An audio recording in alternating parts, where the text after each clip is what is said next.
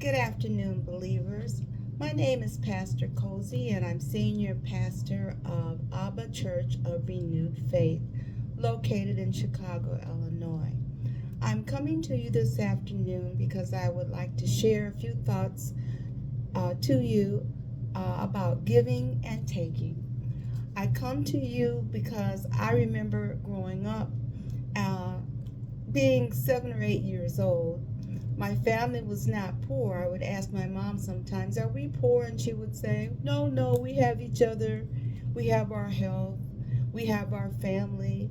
We have a roof over our heads." I think to myself, "Yep, we're poor." But what I really remember from those times, from those years, with my brother and my sister, the three of us, when we were in grammar school, as Thanksgiving and Christmas approached, we would have these food drives. And the teachers would say, "I want you to bring, if you can, a can of food or whatever, or a box of, whatever, macaroni or rice or whatever, for the poor."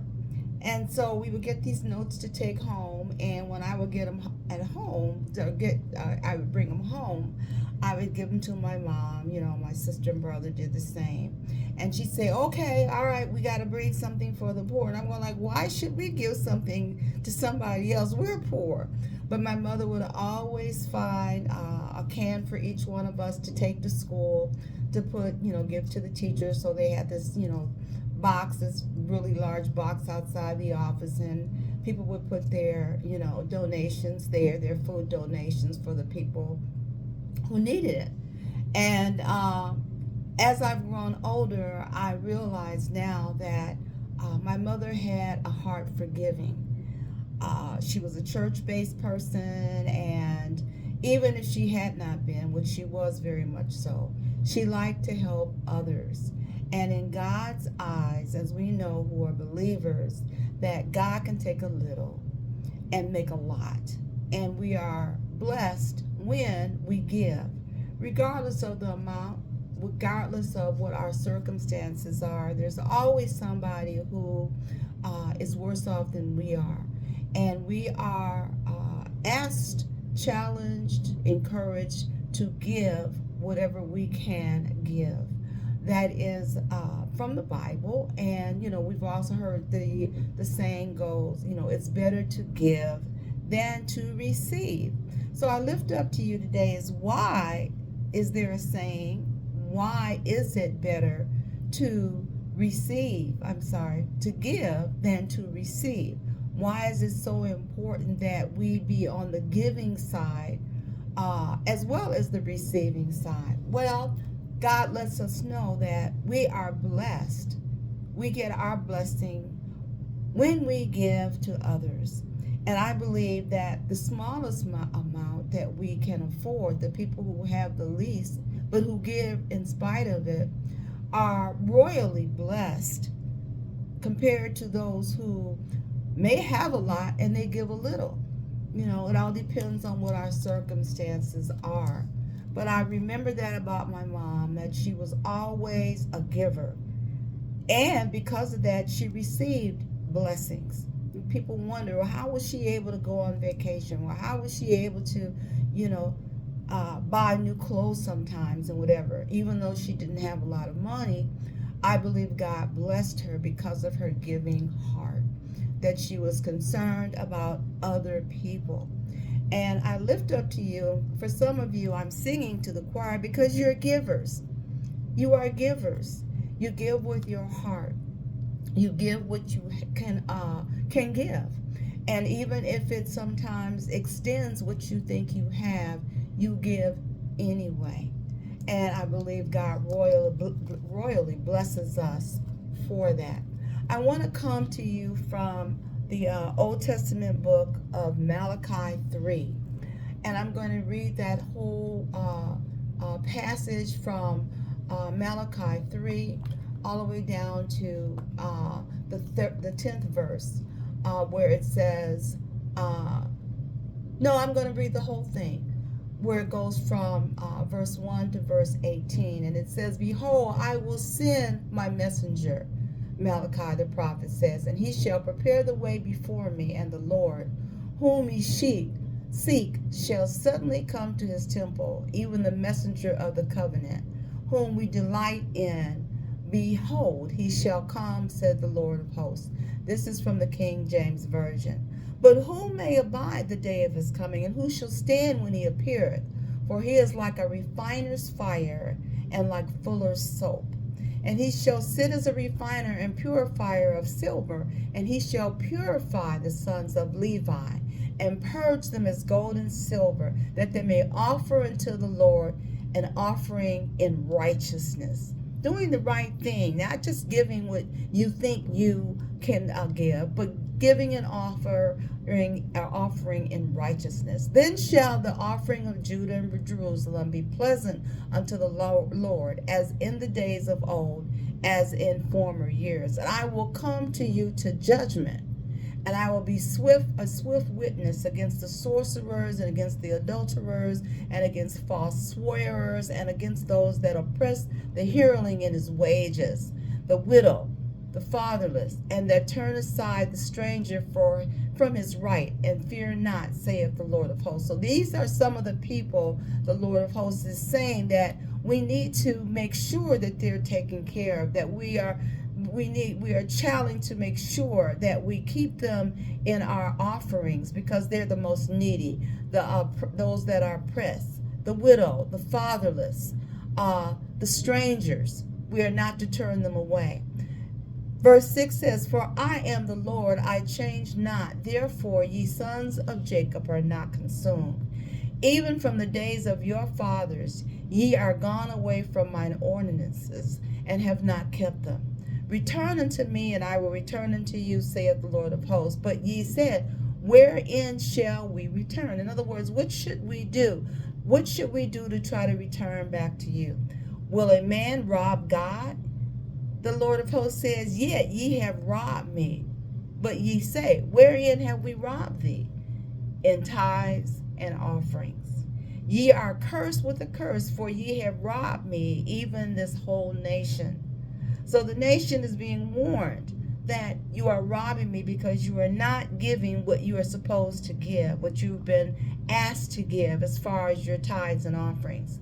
Bring ye all the tithes into the storehouse, that there may be meat in mine house, and prove me now here within, saith the Lord of hosts, if I will not open up the windows of heaven and pour you out a blessing, that there should not be room enough to receive them. For those who are giving the honest tithes and offerings, God says, I will reward you. I will open up the windows of heaven and pour you out a blessing.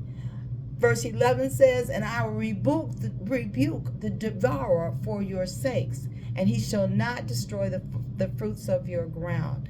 Neither shall your vine cast her fruit before the time in the field, saith the Lord of hosts. So for those who give their fair shares and give their tithes and offerings in honesty, God will not destroy the fruits of your ground.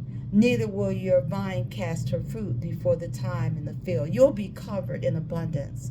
And all nations shall call you blessed, for ye shall be a delightful land, saith the Lord of hosts. Your word shall have been stout against me, saith the Lord. Yet ye say, What have we spoken so much against them? And verse 14 says, Yea, have said, It is vain to serve God.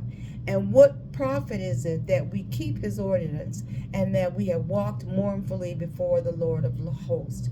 And now we can be the proud happy. Yea, they that work wickedness are set up. Yea, they that tempt God are even delivered. Then they are feared. The Lord spoke often one to another, and the Lord hearkened and heard it. And a book of remembrance was written before him for them that feareth the Lord, and that thought upon his name. And they shall be mine, saith the Lord of hosts, in that day, when I make up my jewels, and I will spare them as a man spareth his own son that serveth him. The last verse says, Then shall we return and discern between the righteous and the wicked, between him that serveth God and him that serveth him not. So when we do what we are to do is with our tithes and offerings, we are serving God. We are giving back to God what God has asked to receive. Not just giving God what we want God to have, but giving God what God asked for, to bring our tithes and offerings to the storehouse. Whatever gifts that we have been afforded, because they all belong to God. God has given us blessings because God loves us. God is asking us to give back what God is asking for, so people who are less than can receive the blessing, can receive part of the blessing that God has given to us. That is what our call is. That is what our challenge is. That is what God is asking us to embrace. So I go back to the gifts, the givers, and the takers.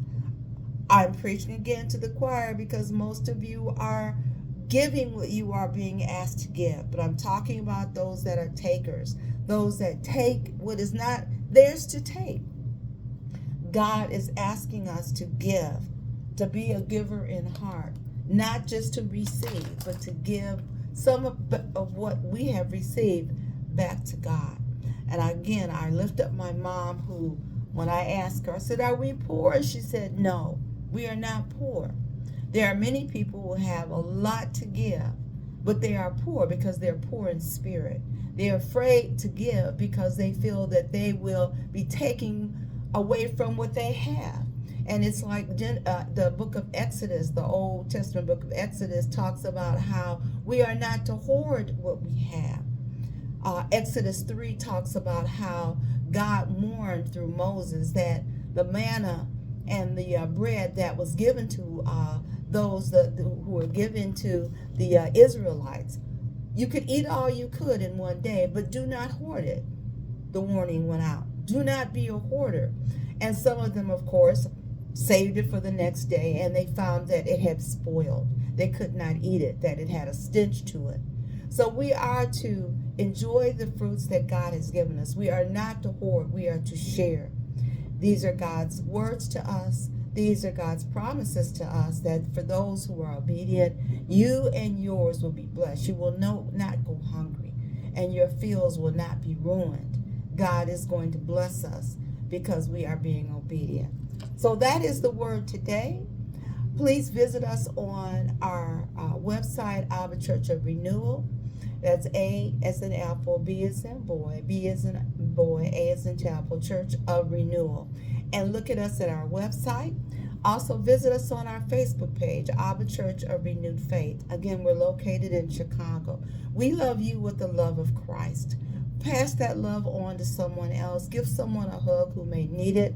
It may be the only hug or the only smile they get today. Some of you may be reticent about hugging because COVID is still alive and well, but you can speak and tell someone good morning or wish them to have a happy day. So I leave you with this message today. May God continue to smile upon you and yours. And please visit us. Leave a comment. If you feel so inclined, give us an offering or a donation. I know many churches are hurting, since COVID. So that allows us to continue to do the work that God has called us to do. May God continue to bless and keep you. Goodbye.